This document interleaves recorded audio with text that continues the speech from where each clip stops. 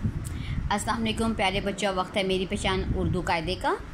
हमने कल पढ़ा था ह के बारे में। आज हम पढ़ेंगे खे। ये है खे, इसकी आवाज़ है ख। ये है खे और इसकी आवाज़ है ख। इसकी आवाज़ है ख। ठीक है। ख खत। आप देखें खत की शुरू की आवाज़ क्या है? खत। ख। खरबूजा, खरबूजा। खरगोश, खरगोश। ख से देख रहा है ख्वाब। चलिए अब मैं आपको सुनाती हूँ नज़्म।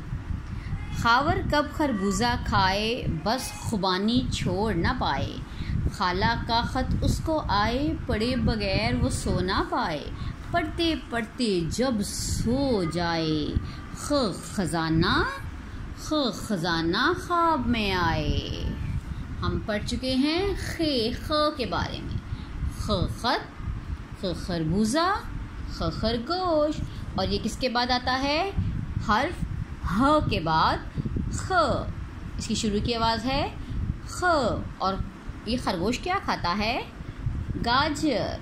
ख खुबानी, ख ख्वाब।